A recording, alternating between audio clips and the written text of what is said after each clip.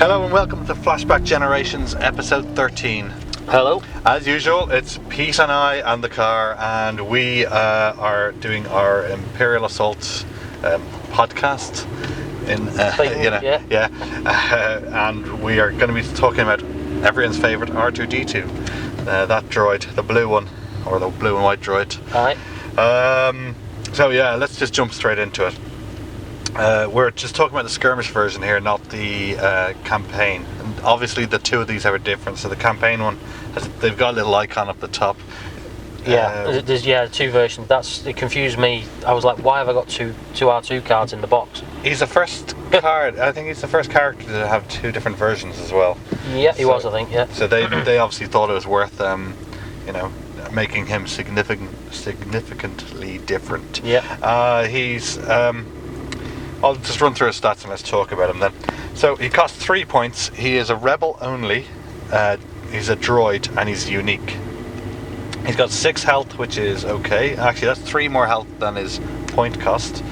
He's speed 3, which is actually quite slow. So norm is 4, so 3 makes him a bit slower than usual. He's got a white defense, but let's talk about that later. And his attack is just a single yellow die. So in fairness, he's actually kind of lacking a lot of stats there. Like a single dice, that's Yeah, well, it's the fluff, isn't it? You know, he shouldn't be blasting out like a cannon or anything. No, that's there's a fluff reason for the yellow die because it's got loads of surges on. He's got lots of surges, but he doesn't really have not that much damage. So, well, let's talk about what he can do with this lots of surge dice. He comes built in with +2 accuracy and +1 surge. So this is before he's even rolled the dice. This is what he's actually, he's got. So he's got Pierce 2 as 1 surge, a stun, and a weaken. So he automatically gets 1. So what you're actually realizing with this guy is you need to actually roll a damage on that yellow die straight away. You do, yeah. You need to, because otherwise you're getting 0 damage. Yes. But you can do Pierce 2. But like if you get that 1 damage, like 2 surges for this guy's pretty good, because then you actually get 3 surges, so you could actually pull off all 3 of them straight away. You've got to roll 1 damage icon, haven't you, to do anything? I think pretty much. Exactly. Well, these are conditions that will. You're not even bothered. You're not after the damage. What you're after is the stun. Yes. The stun is the big thing. If weaken was a bit better, it would be like it'd be good if you were going to think about it, which one you're going to use, but it's always going to be stun.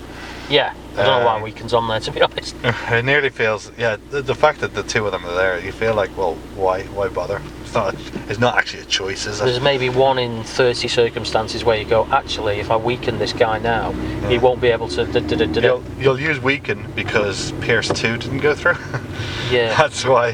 But yeah, so basically we're saying this guy is trying to stun somebody, but his actual ability isn't a stunner. That's not his. No. It's not his main reason. What you take this guy for is his abilities here. We've got Scomp Link. If you're adjacent to a terminal, your player draws 1 command card. It costs him an action to do this. But this guy, that means that he can actually sit there and draw another card.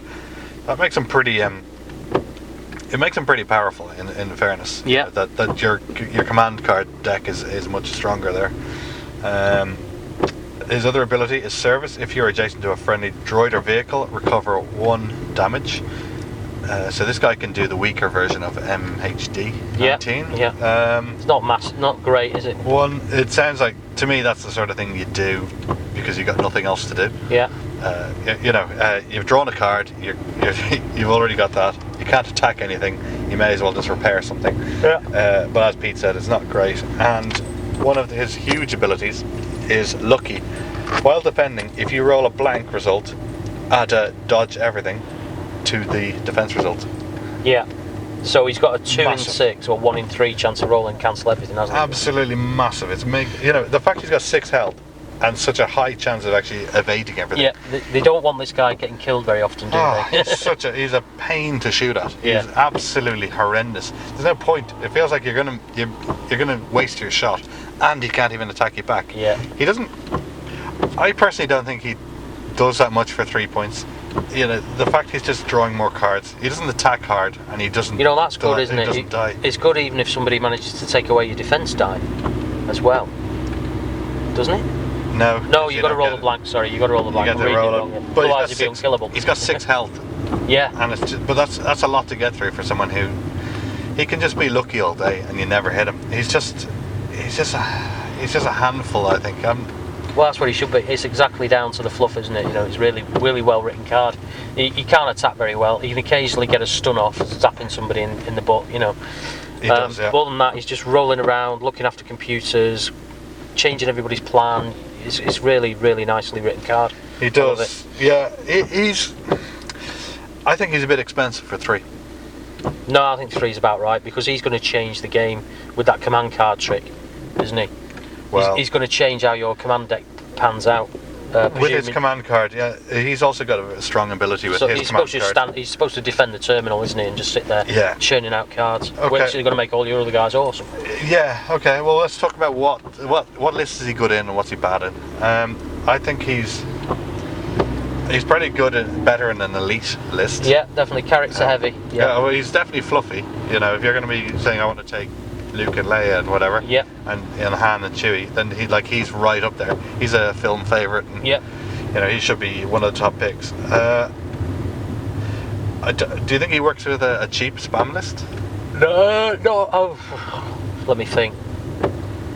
Not really, no, because he would work, but you're not getting the full efficiency out of him.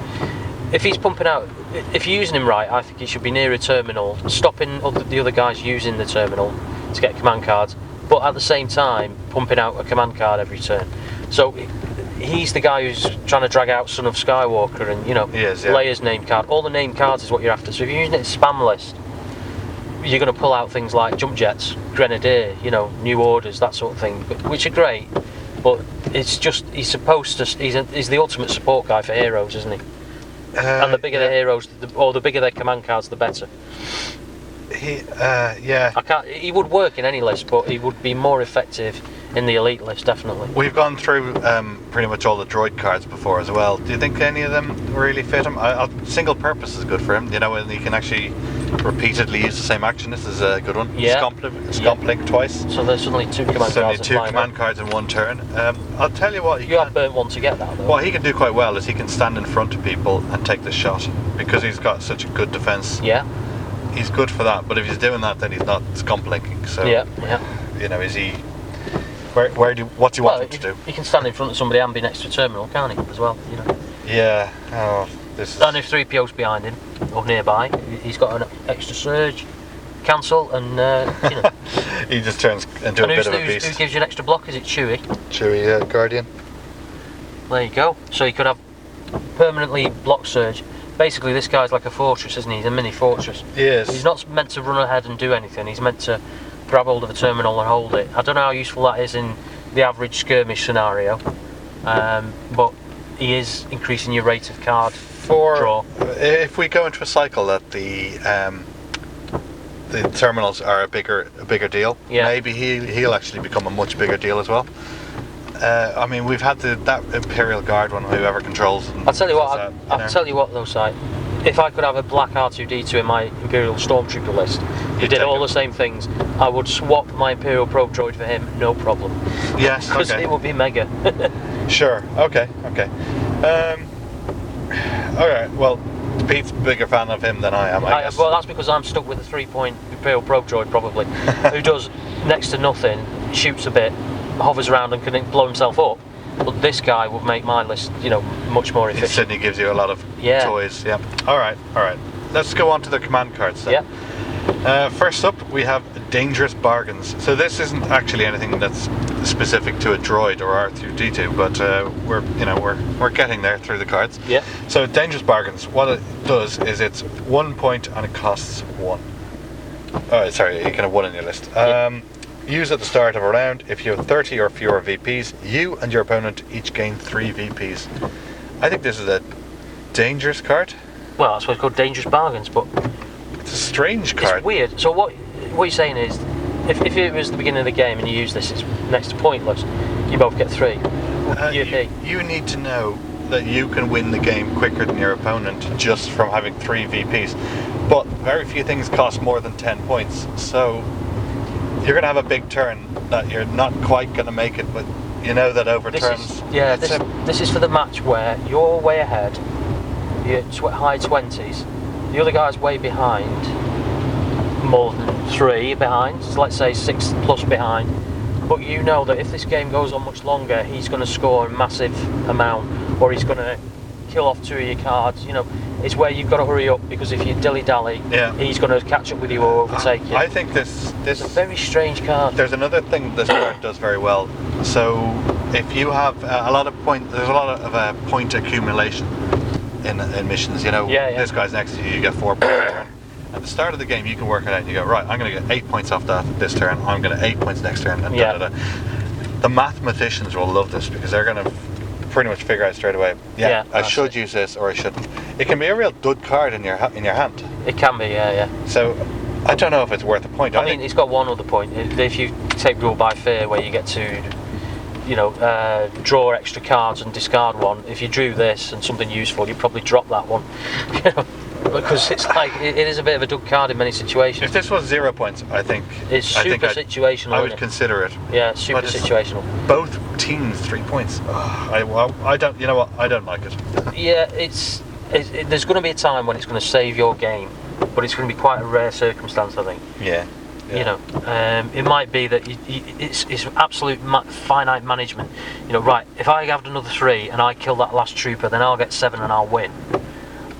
So you'd use that card, but otherwise, if I don't use the card and I get 7 and I'm 3 short, and then he kills my Luke Skywalker, then he's going to It's the 30 or less. That's the thing. Well, although it's all about that end game, isn't it? Do you know what? If you're at 29 points, it's a pretty good card when you know that you just need to kill 1 trooper. Yeah. Because your opponent knows that too, and you think that you're going to be on 38 instead of you won the game. If I've read it right, your opponent might be on 36 points at the time you use this card, and you're on 29.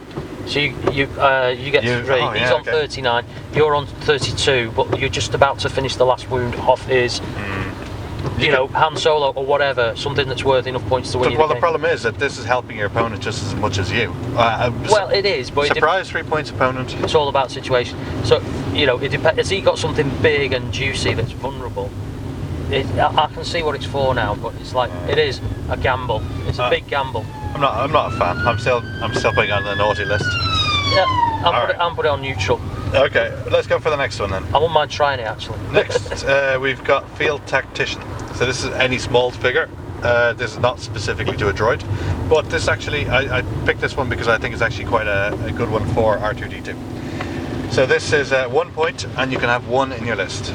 So for an action, choose a figure within 2 spaces. That figure may interrupt or perform a move. I actually think it's pretty good, because this is the sort of thing that R2D2, he can't, while he's not doing much, he may as well make someone move. Yeah. And, get them into position to do their assault or whatever they need. It's a free move is always good. This isn't even situational. This isn't necessarily an R2D2 card, but I'm saying R2D2 is good with it because he doesn't have an attack and he's not trying to get into positions. He's more likely to have spare actions, isn't he? Yeah, well, once he's sitting beside that terminal, he's in his position and he's not doing much else. Scomp link and so this is the sort of thing that I think is actually quite good with him. Yeah. So you're giving him an activation. You're giving him something to do, and if he's moving somebody, then they're not having to move in their turn. Yeah. Which is a good thing. I mean, this game is largely about movement, isn't it, really? Definitely. So a free move, especially in a rebel list, where you've got a lot of people who are speed 5, is awesome, yeah? It is. Well, you can really surprise people, because as well as that, And it brings something that the Imperial officer's got, but the rebel list doesn't necessarily. It's better than the officer as well. It is, it's a full move. It is, yeah. So, yeah, it's a good card. I actually think it works very well with R2D2. If you've got R2D2 and C3PO and people who don't shoot and do things, it's actually great. It's a stronger version of Gideon's move as well. Yeah. Because, Gideon's works within line of sight, but only gives him a move 2. This actually says have your full move. Yeah. So, I think that this card is the sort of thing you can really utilise. It works well with all your spam lists as well. Yeah.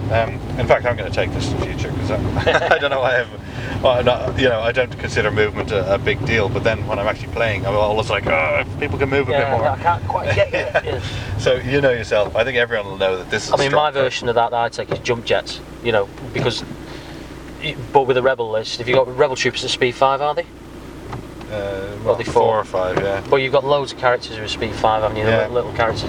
So, you know, it's really good. You've got your droids and stuff that need to push things.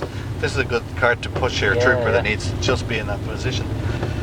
Yeah, it's good. Okay, Definitely a winner card. That's a massive card, yeah, that I've not been taken, but yeah, reevaluate that.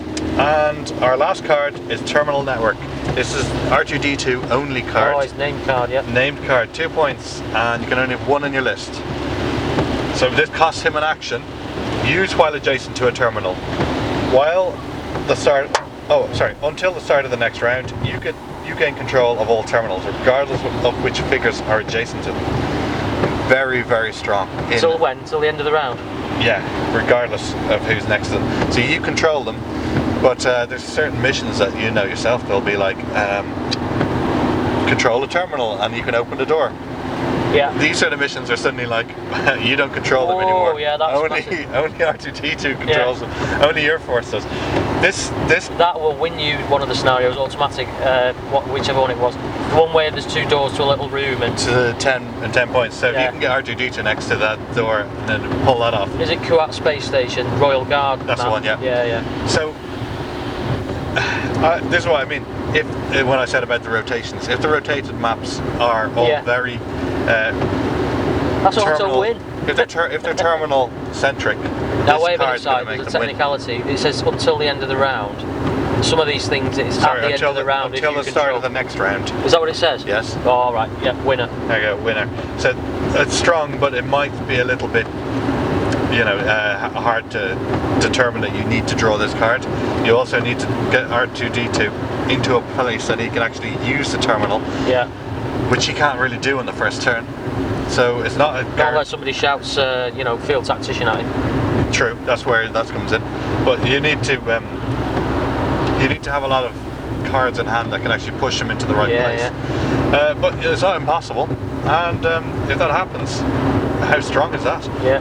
You can have devotion with C3PO or MH. Yeah. Whatever MH2. Go and find his card. Go and find his card. Put that card in hand. There you go. You've already won the scenario. You know you've won the scenario in turn 2. So yeah, I actually find that R2D2 stay on the left. 56. Yeah. Sorry, direction check. Directions, yeah. But I think that's a winner card in the right scenario. Yeah. But you know what? In most situations, it's going to be whatever. Well, your opponent doesn't get an extra card. Whatever. Well, you get 2. You get 2 extra cards, don't you? Yeah, you'll get 2. Well, that's big enough on its own. Is it a 2 points? 2 point. Is it worth 2 points? Well, if he's controlling a terminal. Yeah. And then he does Scomp Link, and then he does that. Yeah. You've got 3 extra command cards there, you know. If you're packing the usual suspects in the Rebel hero list, that is going to be almost guaranteed to bring something very useful. If you've got that turn 1 or turn 2, you know yourself, you've you've got a lot of cards compared to your opponent. There is the issue of getting into the terminal early on, you know. You'll need to pull some other trick to do that, won't you? Because he's only going 6. He could, he can only go 3 actually. He can move 6 and it's turn 1, and then turn 2 he's going to be up to that terminal. Yeah. But yeah, okay, not guaranteed. Anyway, the model, what do we think? I've not looked at that much, but I glanced at it and thought, yeah, that's R2D2. Yeah, that's absolutely pretty much what I think too. Perfect. I've seen it painted up brilliantly by people, and you know, it really looks like R2D2. It doesn't not look like him, so yeah, winner, and the good thing is, and I might do this with mine when I paint it, is you quite happily put one of the thousands of alternative colour schemes on him and have him as a R3 14 or whatever. Just for a laugh. R3 just 14, to make it a bit different, yeah. I have to say, there's not much you can do with him. Yeah. And if you did do just something different crazy, colours.